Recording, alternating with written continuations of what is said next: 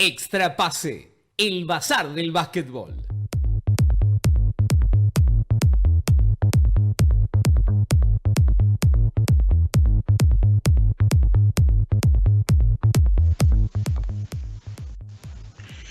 Muy bien, continuamos aquí en Extra Pase por Uno contra Uno Web Radio. Ahora sí tengo el previo, ahora está todo solucionado, no hay excusas, no excuses. Y no sé si lo tengo enganchado, creo que sí, que está, y ya lo puedo saludar, a nuestro colega y amigo Gustavo Mena para dar curso, para dar comienzo a su columna mensual. ¿Qué haces, Gus? ¿Cómo va? ¿Qué tal? ¿Cómo están? ¿Todo bien? ¿Me ven? ¿Me escuchan? Porque sí, yo no te vemos y te escuchamos no. de forma apropiada. Ahí estamos. ¿Cómo va eso? Perfecto. ¿Qué tal? Bien. Con un poco de fresco, pero bien. Team Miranda, ahí está. Está muy bien. Otro emponchado más. Verbanás y yo, víctimas del calor del conurbano, podríamos decir. De la humedad. Claro.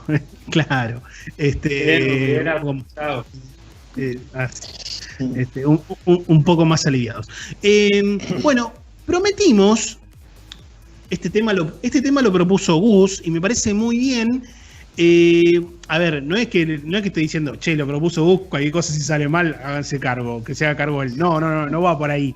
Sí me parece que es un tema interesante, y en el cual él no solamente, obviamente, porque hace la columna, sino por su cercanía en su trabajo, puede hablar con muchísima más propiedad, y que se trata de la soledad del entrenador. Es, en definitiva, un personaje solitario el entrenador, al margen de que está habitualmente rodeado. ¿Cómo podemos encarar este inicio? Igual después tenemos un video que preparamos muy cortito, y que se lo vamos a mostrar a la gente, que lo podemos ir comentando arriba porque no tiene audio, así que lo podemos ir comentando acerca de una situación muy reciente. Pero, ¿cómo le podemos dar inicio a este tema, Gus? Bien, en primer lugar, podemos pensar que ya el rol del entrenador por sí trae una carga de responsabilidades en la toma de decisiones y demás, que lo pone en una posición muy distinta incluso al resto de su cuerpo técnico, digamos, del staff técnico, ni hablar de los jugadores, ni hablar de los dirigentes, y ni hablar del hincha. Entonces, el entrenador está en un lugar de toma de decisiones de muchísima soledad. ¿Por qué? Porque en realidad es quien lidera dos grupos de trabajo, lidera el equipo, pero también lidera su propio cuerpo técnico, se nutre de las informaciones que el equipo le da, de lo que él ve, y también lo de que su cuerpo técnico le tira data, le edita un video, no sé si tiene psicólogo, le sugiere alguna cosa, todo, pero el que termina decidiendo en soledad es él. Y un poco sus sensaciones y sus emociones a veces van como a contrapelo de lo que el común del deportista o de los que estamos ligados al deporte vemos. Entonces, ya nomás el cargo exige un espacio de soledad y de debate interno en toma de decisiones y de responsabilidad ante la decisión que lo pone en un lugar distinto. ¿Por qué? Porque decide, terminó el partido y está pensando en si conviene o no conviene mañana entrenar. Entonces, ya desde ese lugar está como emocionalmente con un pie adentro de los grupos que integras, pero con otro pie pensando en otra cosa. Entonces, yo creo que la soledad del entrenador es una realidad, es un hecho que viene con la aceptación del cargo. Es decir, vos sos entrenador, sabés que a la hora de la verdad estás solo. Y es así. Y entonces, es muy importante trabajarlo en el entrenador. ¿Por qué? Porque tiene que aprender a habitar esa soledad. Que a veces llega hasta en la incomprensión de sus propios jugadores, ¿no? Uno se enoja, que el otro quería jugar más minutos o quería cerrar él, pero cerró el otro. Y un montón de situaciones que hace que también él procese toda esta información también por dentro, porque tampoco tiene que ser lo suficientemente inteligente para no transmitir toda su emoción al equipo. Es el famoso, el padre de familia que no puede llorar digamos, en una familia de una constitución tradicional y si se quiere hoy por hoy, de acuerdo a las convenciones de lo que es justamente nuestra sociedad, un tanto antiguas o vetustas, podría decirse. Me parece que se asemeja un poco a eso. Sí, se me ocurre una imagen más actual, más fácil. Es el piloto del avión, en el medio de la tormenta, pero en el lugar de la azafata, o sea, todos lo ven. Porque nosotros no vemos si el piloto, cuando vos viajas en avión, no ves si el piloto está asustado. Vos ves las azafatas, si la azafata se sentó y se puso la cosa, bueno, acá se viene el samba en el aire. Ahora, el jugador con el entrenador lo ve muy seguido.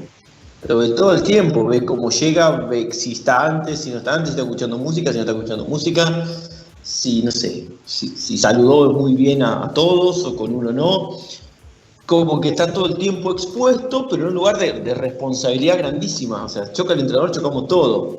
Y a diferencia, esto se lo escuché a César Berger en una mañana en 3x3, que en las empresas no se cambia tanto la gente. Y a lo sumo cambian algún empleado.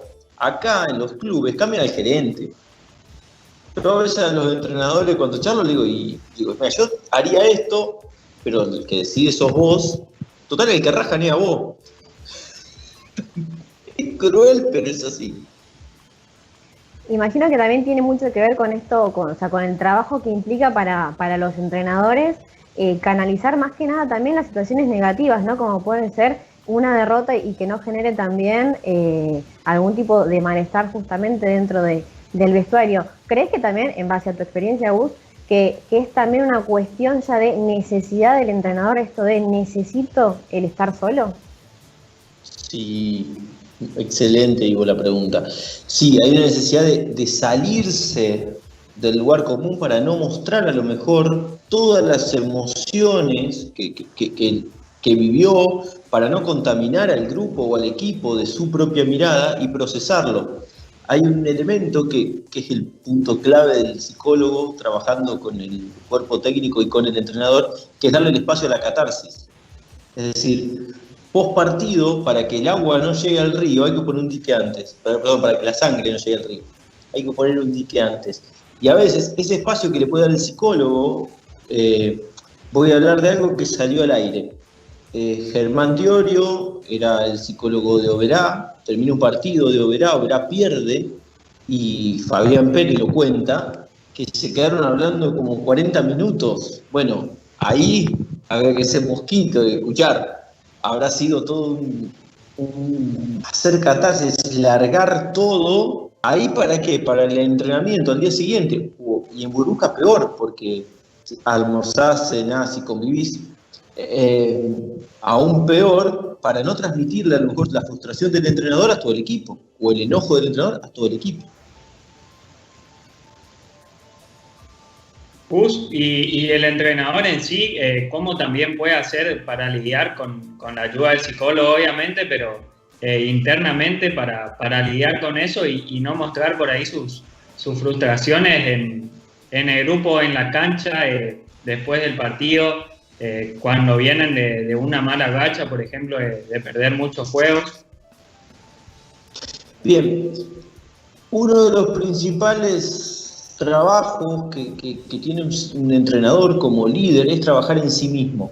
Digamos, tenemos que ver en los entrenadores, en el recorrido a su vez que mejoran, no sé, la toma de decisiones o planteos tácticos o estratégicos, también tenemos que tratar de ver una mejora en su carácter.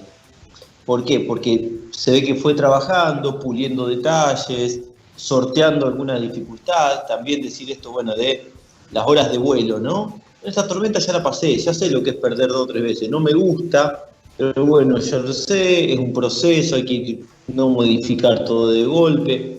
Entonces el lugar del psicólogo a veces es recordar, che, mira, bueno, ya pasaste por esto, fíjate esto, trabajemos esto, ojo con este gesto, o mirá, sentate, que no te vean tanto los jugadores durante el partido, yendo y viniendo, yendo y viniendo, yendo y viniendo. Sentate en algún momento, no gesticules, haces un cambio y este viene medio enojado con vos, y va a patear la botella porque lo sacás, dejalo que la patee, juguemos. Es decir, ir trabajando con cuestiones a veces muy puntuales en su propio carácter para poder ser menos reactivo y ser más inteligente emocionalmente en las respuestas para con el grupo. ¿Por qué? Porque un entrenador que se para adelante de 15, digamos un plantel 12, pero dejemos 15 con los juveniles y demás, son 30 ojos sobre él gran parte del día. Entonces, cualquier desliz se nota. Entonces, más vale que el jugador crea que el entrenador se fue recaliente porque perdimos, pero no lo vio. Entonces, el otro día en el entrenamiento a lo mejor viene y hace un chiste el entrenador. Entonces, ya modificó algo. Gus, en la previa, ayer, en realidad, me comentaste que querías repasar una situación que ocurrió en la última final de Liga Nacional. Preparamos, es un video de 1 minuto, que tiene que ver con el cierre del quinto juego entre San Lorenzo y Quimsa. Y tiene como protagonista, bien digo, a Silvio Santander. Le voy a pedir a Leo que lo ponga en pantalla, bien, y vamos a hacer un breve relato, digamos, de la situación, para quienes nos están escuchando a través de la app o desde la web o a través de Radio Cat. Bien, estamos viendo justamente cuando termina el partido, San Lorenzo se pone a festejar, los jugadores de San Lorenzo, el plantel se pone a festejar la consecución de su quinta liga de forma consecutiva. Ahí Silvio Santander va a saludar a Seba González, el entrenador de Quimsa. La cámara sigue tomando a los jugadores de San Lorenzo y ahí Silvio se sienta. En vez de ponerse a festejar, se sienta. Parece, si uno lo ve sin sonido y sin contexto y ve solamente a Santander, pareciera como que hasta hubiese perdido. Obviamente que la lectura que hace uno es, primero, obviamente, una descarga emocional, se le vienen las 70 toneladas que tenía en la espalda, se le fueron al piso, por suerte, y dejaron de hacer mella en el cuerpo del pobre Silvio, y también una sensación de alivio, es lo que mi lectura. Imagino que la tuya no es muy distinta. No, Silvio lo que declaró también es que como que la victoria de los jugadores es una cuestión también de protagonismo, pero él también planteó una cosa que fue muy interesante, me encantó escucharla, que es que a veces el entrenador va como a contrapelo del ánimo del equipo, pero no por una cuestión de no festejar ni no celebrar. Debe haber absorbido Silvio en su persona, en su cuerpo, una cantidad de presión tan grande durante todo el torneo. No fue un torneo de los que ganó San Lorenzo habitual que se paseó por la liga. Es más, podríamos, no sé si ir a punto banca en la final, pero creo que no era el candidato a ganar 4-0 como otras veces. Pero era San Lorenzo y con todo lo que implica y el peso que eso tiene. Entonces, evidentemente, en ese momento, todo lo que intentó amortiguar de presión del exterior, del ambiente, de su propio ego deportivo, de decir, a ver, yo quiero, si soy técnico de San Lorenzo, quisiera salir campeón, no otra cosa. Entonces, todo eso tiene que haber caído ahí y haber hecho, como diciendo, fue, para él creo que más que disfrute fue aliviador. Como diciendo, bueno, es como cuando te recibís, viste, bueno, llegué. Creo que y tiene que ver con eso, y lo vivió solo. ¿Por qué? Porque calculo que ni ninguno de sus asistentes, ni hablar el equipo, ni los hinchas, ni los dirigentes, ni nadie habrá dimensionado el nivel de estrés que habrá tenido este hombre durante el capa, o sea, hubo. No fue un año común para San Lorenzo. Entonces, en eso me parece que ahí le cayó como todo encima. Y es la imagen gráfica de la soledad del entrenador. En estos tiempos que se habla tanto, ¿no?, de la importancia de lo social, del contacto también, ¿no? ¿Cuánto crees vos que afecta también, ¿no?, a los entrenadores, pensando en que justamente también tienen como que recurrir, según esto que vos comentás, tienen como que recurrir a este estado de soledad para pensar.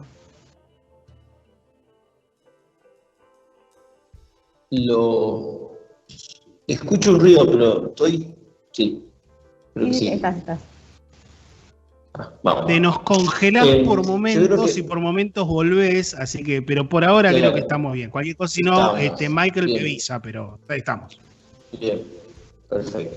No, digo, creo que le afecta mucho en cuanto que las sensaciones propias del entrenador son irrepresentables para un otro. Es decir, no hay posibilidad de compartir esa carga. Entonces, en eso, la soledad y el peso de lo social también implica, porque en el ojo de la tormenta está él. Entonces, ¿qué pasa? En esta situación de aislamiento y encima de pandemia, en donde por ahí los grupos convivían mucho más tiempo del aconsejable, digamos, también es mucho más. ¿Por qué? Porque no tiene, no sé, hoy, no sé, no la noche siguiente porque, digamos, no apenas terminó el partido, pero a lo mejor al otro día, a la mañana, bueno, no sé, me pongo en mi parque porque me gustan las plantas y bueno, me relajo. No, es competencia tras competencia, entonces estás todo el tiempo en una situación de tensión grandísima y haciendo, digamos, mella en tu cuerpo porque sos el amortiguador de las presiones.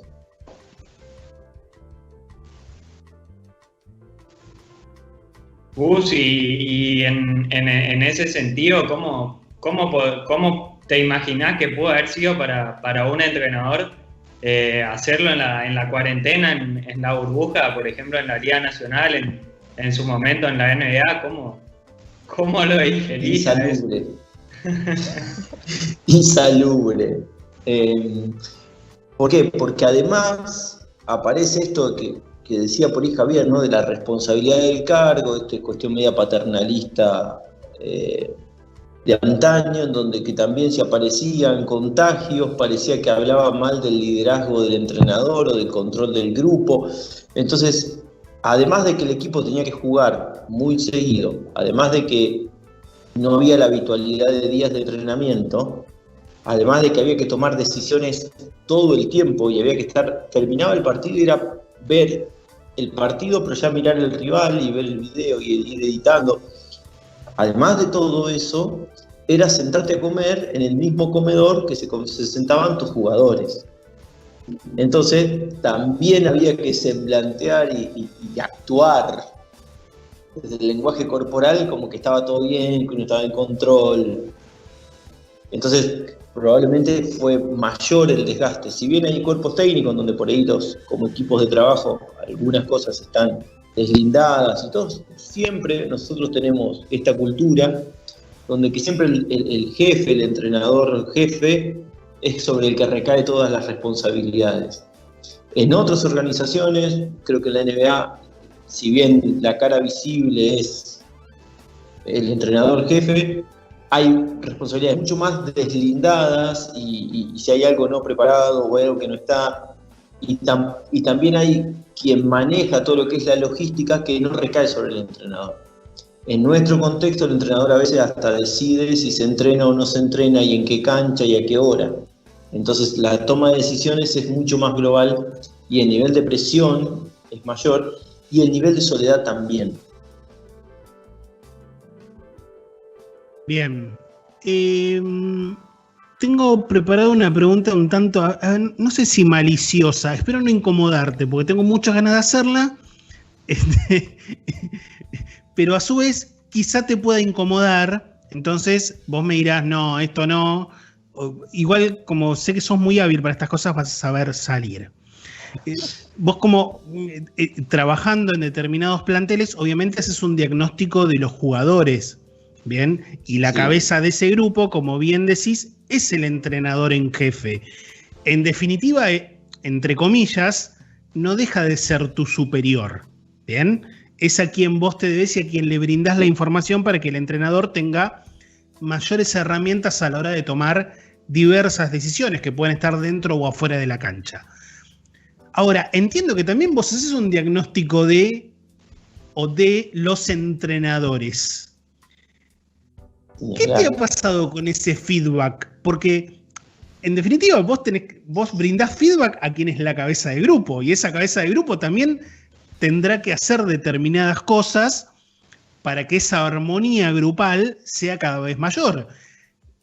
Imagino yo, porque todos somos distintos, diferentes, pensamos y reaccionamos de manera diversa, habrá quienes lo tomen bien, otros lo toman también, habrá gente con la cual llegás con mayor facilidad y otras que tenés que estar taladrando con una o con varias ideas hasta que, entre comillas, y recontra entrecomillado, entren en razón en determinadas cuestiones. ¿Cómo es tu experiencia en ese sentido? Mira, me pasó de todo. En varios años que tengo de carrera como psicólogo general, piensa que al psicólogo muchas veces se le paga para que te diga lo que vos no querés escuchar. Por lo tanto, uno ya está acostumbrado a que ese es el lugar. Claro. Primer punto. Yendo a lo deportivo, me ha pasado de todo. Me ha pasado quienes al mes y medio de trabajar juntos me dijo, mira, no, con vos no puedo trabajar. Me ha pasado quien he tenido que tener mucho timing y mucha prudencia porque yo he diagnosticado por ahí un ego alto, entonces no podía ir al choque, entonces tenía que ir pequeñas intervenciones que se vieran que eran positivas, pero que no lo vinculasen con una crítica a su propia autoridad como entrenador. Es decir, yo en general lo que hago primero es encuadrar. A ver, y tengo que hacer algo bien claro. Si a mí me llama un dirigente para trabajar en un cuerpo técnico y no me llama el cuerpo técnico, yo no voy a trabajar. O sea, si yo voy a trabajar en un cuerpo técnico, voy a trabajar porque el entrenador quiere que yo sea su asistente. Si no, no voy. Primer punto. Entonces, si me llama el entrenador, en la primer charla, yo hago un diagnóstico. No se enteran, ahora se van a enterar, pero yo hago un diagnóstico de algunas características, de algunas maneras. Si son personajes por ahí más conocidos, con otro recorrido, vos ya hasta incluso ves los equipos, lo has visto algún minuto, porque me gusta ese deporte y demás. Pero por ahí es alguien que no tiene o que recién empieza, entonces tenemos que conocernos. Y también es una cosa lo que por ahí uno ve en un minuto filmado y con micrófono y otra cosa en la realidad. Es decir, haces un scouting. Exactamente. Vos más o menos sabés, y después vos decís, bueno, listo, existe un diagnóstico. Entonces, bueno, a ver, a este tipo, ¿cómo le llego? Y ahí hasta hace una vez un trabajo de coaching. Mirá, fíjate que a veces usás esta palabra demasiado y habría que usar esta. Esto mismo que decís en negativo, haya que hacerlo en positivo. Empezás y cuando después ves cuánto se puede trabajar, cuáles son los ámbitos en los cuales no te podés meter, o en cuáles también podés opinar aún no sabiendo nada. Es decir, depende mucho del diagnóstico que vos veas, incluso también de la configuración del cuerpo técnico. Me ha pasado en cuerpos técnicos en donde el entrenador es muy democrático, después decide, pero escucha mucho. Entonces puedo opinar hasta yo de que quién me gusta que cierre un partido. Total, después no me van a hacer caso, pero no importa. Y hay otros entrenadores en donde no, vos de esto no hablé porque... Y está bien, porque mi saber específico tiene que ver, fíjate cómo comunicás, fíjate esto en el minuto. A cuando lo sacás sabés que se enoja, no lo mires. Y no te enganches ahí porque se va a enojar siempre porque él siempre quiere jugar. Vas metiéndote desde ahí. Y me ha pasado también de entrenadores que, concretamente, un entrenador que tiene serios problemas de disciplina él. O sea, protestaba mucho, era de otro deporte. Protestaba mucho, se metía a la cancha, tenía muchas expulsiones como entrenador. Entonces, yo le decía, fíjate acá, fíjate allá. Y en un momento yo le dije, yo no puedo trabajar más con vos. Le digo, ¿por qué? Porque en nada de mis intervenciones hay lugar. Entonces, hagamos una cosa. Ahorrarle plata al club y ya está. Se terminó, está todo bien. De hecho, tenemos una relación personal hoy, pero cuando pasaron 6 meses y no hay una intervención que modifique, es como que no. O sea, es como muy artesanal. Me ha pasado de todo. Claramente me ha pasado de todo. Me va a seguir pasando, calculo. No sé si te respondí. Sorteé bien la presión. Sí. Y me imaginaba que venía por ese lado y es algo que en algún momento, en alguna entrevista, ha comentado Julio Velasco, entrenador histórico del vóley mundial argentino, que es el saber tocar la tecla. Bien, esa característica que tienen las personas para dirigirse a dos personalidades completamente disímiles, opuestas, y llegar con el mismo mensaje, pero de repente comunicadas de forma tal o en un momento determinado distinto, para que ambas personas que son tan diferentes la puedan asimilar de forma positiva, porque quizá la puedan asimilar, pero esa asimilación termina jugando en contra. No. Para que saquen lo mejor de ellos en función de cada una de esas personalidades. Pero me resultaba curioso planteártelo porque vos en definitiva estás reportando a quien es la cabeza principal del proyecto, en este caso, un proyecto deportivo al fin de cuentas, pero un proyecto al fin.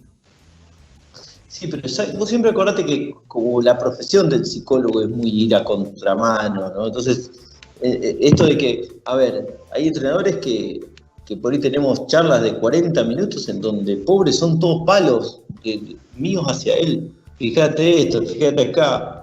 Le he preparado fotos o algún videíto cortito para marcarle, mirá esta postura, fíjate esto. O sea, y te gusta verte así. Entonces, ahí hay modificaciones, ¿no? Y también a veces pasa que un jugador viene y se descarga muy enojado, muy furioso con el entrenador. Y mi lugar no es el de ir a decirle al entrenador, che, Juárez está enojado con vos. No, es por ahí canalizar un poco el enojo del jugador y llegar en algún momento, che, ¿están preparados para hablar?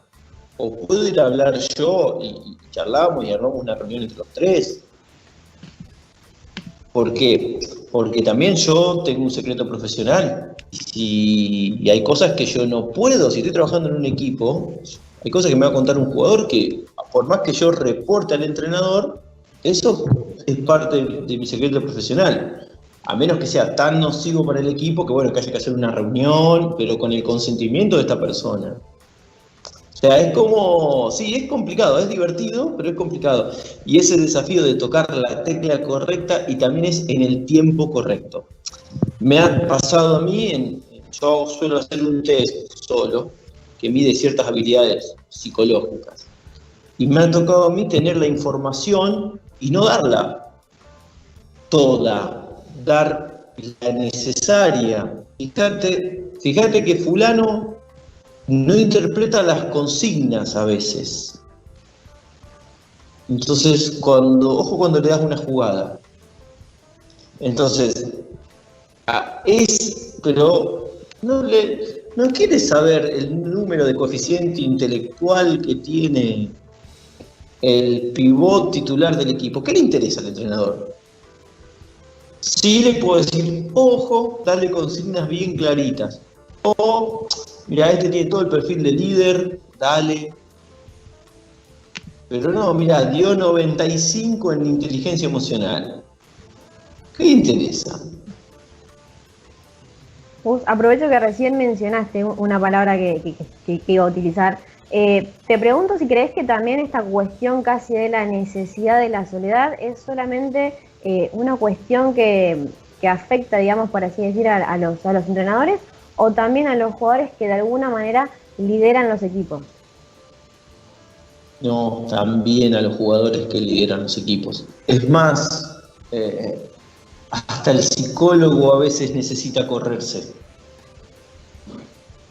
Es decir, todos necesitamos en algún momento. La del entrenador es muy evidente y la del líder también.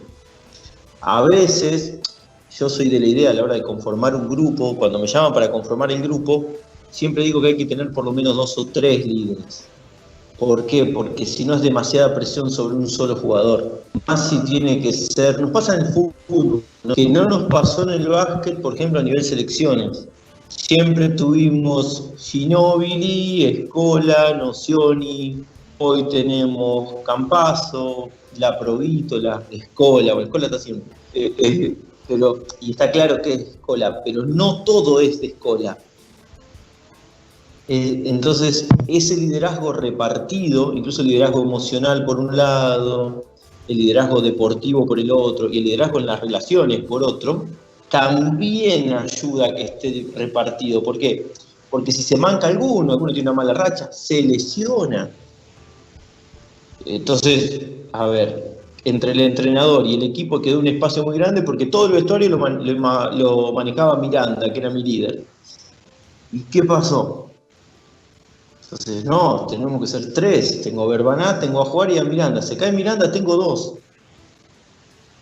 en quien apoyarme. Es decir, ir buscando eso cuando en el momento que se conforma el grupo, ahí ya sentás las bases para un buen o un mal año. Si por ahí hablar de soledad tiene connotaciones negativas o decir soledad y por ahí se entiende como algo negativo, pero dentro de todo eso y si se trabaja bien, obviamente, ¿qué puntos o qué aspectos positivos tiene la soledad y mantenerte en soledad por momentos, tanto para entrenadores como jugadores? Buenísima pregunta. Sí, la soledad también es necesaria, como decía Ivo recién, es necesaria porque permite drenar, hacer catarsis, ordenar, analizar un montón de otras situaciones más frío y sin transmitir, y a la hora de la transmisión de lo que se quiere, incluso dentro de lo emocional, ¿no? ¿Qué querés tocar en el equipo? Ya tuviste un proceso de soledad y a veces podés llamar a alguien o incluso charlarlo con el asistente. Che, mira, estoy viendo que al equipo le falta, ¿qué podemos hacer? Pero ya hubo un momento de necesidad yo le llamo reorganizar. O sea, hay una necesidad de descarga y después hay una necesidad, después de que te descargaste, hay que reorganizarse. ¿Para qué? Para volver porque el trabajo sigue y esto continúa. Entonces, es muy necesario, el espacio de soledad es necesario. Bien, tenemos ahí unas plaquitas que le vamos a pedir a Michael Scott que nos ponga en pantalla como para cerrar la participación de Gus de hoy. Hay 4 causas, 4 importantes causas, debe haber muchas más, ¿no? Pero las que Gus destaca en este caso son de verdadera importancia para la soledad del entrenador. Su rol o cargo, las situaciones deportivas, miradas o enfoques distintos y la absorción de la presión. Con el tema absorción de la presión, yo lo dejaría para en algún momento una columna aparte, porque me parece un gran tema. Me parece que hay, y el otro día lo hablan en 3x3, el día que, por ejemplo, LeBron James se fue al vestuario después de la caída ante Phoenix como visitante. Me parece que hay una cuestión ahí un tanto histriónica, si se quiere, y también una cuestión de absorber presión, de decir, bueno, a ver, ahora vamos a hablar todo de lo que yo hago y le saco presión a mis compañeros. Pero bueno, eso lo vamos a hablar en algún momento. Me parece que hay grandes generadores, bien, de absorción de esa presión en todos los ámbitos, y en el básquet hay bastantes. Eso era lo que decía la primera placa, y la segunda, bien, de cuál es el rol que en este caso tiene Gustavo, o los psicólogos con relación al entrenador, que tienen que ver con la catarsis o la descarga, la reorganización emocional, acomodar un poquito las piezas, bien, análisis de las decisiones, y él, como bien lo mencionó Gustavo en varios pasajes de su alocución, el trabajo comunicacional, muchas veces el qué decir y fundamentalmente el cómo decirlo para lograr cierto bienestar o para intentar sacar lo mejor de cada uno de los protagonistas, cosas en las cuales vemos muchas veces y en todos los ámbitos, de hecho nuestro presidente lo acaba de hacer hace algunas horas, sin ir más lejos, algunos fallos que podrían evitarse. Yo soy lo voy a decir incluso en contra de nuestro trabajo, pero digo, a veces me parece que la gente cuando no tiene nada para decir, lo mejor que puede hacer es justamente no decir nada. Porque mete la pata innecesariamente. Pero bueno, eso es harina de otro costal. Así que ya anotate, Gustavo, la absorción de la presión. Bien. A mí me parece un buen tema. No quiere decir que lo vayamos a tocar el mes que viene, pero es un tema como para desarrollar en algún momento, porque me parece que hay muchísimos personajes que pueden aplicar y que tenemos que a veces entender un poco más. A veces me parece que no todo es lo que parece ser y que hay mucho que tiene que ver con eso. Sí, no todo es tan lineal. Nosotros a veces nos encanta encontrar la única causa y no todo es tan lineal y también y tiene muchas veces de subjetivo. A veces una salida histriónica, a mí me ha tocado decirle a un entrenador después de 3 derrotas seguidas, mañana en el entrenamiento te quiero que lo primero que hagas es un chiste. Pero ¿cómo vamos a hacer un chiste si venimos a perder? Hace chistes. ¿Cómo? Sí, hace chistes, hace juegos. Juegos, tenemos que entrenar. Descomprimí. Y bueno, a veces da resultado. A veces eso rompe. a Iván. No, bueno, no, conduzco me parece que no me llamaría, pero voy y me saco la foto nomás, pero no. Ojo. Pero Obradović lo ha hecho muchas veces en Fenerbahce, por ejemplo. Sí, es una situación de, bueno, venimos de una derrota, vámonos a un bar un rato y descomprimamos esta situación y es reset. Reseteamos y salimos de vuelta al red. O ir vestido distinto, ¿viste? Más histriónico. Uno que es un maestro en esto, me parece a mí, de afuera, no lo conozco personalmente, es el Che García. El Che con su histrionismo descomprime cualquier situación, lo enfocan a él y el resto juega. Y me parece también que es un gran absorbedor de presiones. Exactamente. Me parece que es un gran absorbedor de presiones, Néstor García. Pero bueno, esto será un diálogo en otro momento, ya lo tenemos anotado, así que no vamos a perder la oportunidad de hablar de esto. Bueno, millón de gracias, Gus, como siempre. No, gracias chicos, saludos a Leo e Ison que andan por atrás, seguro, y bueno, que tengan buena semana, nos veremos el mes que viene. Nos veremos el mes que viene. Y no te...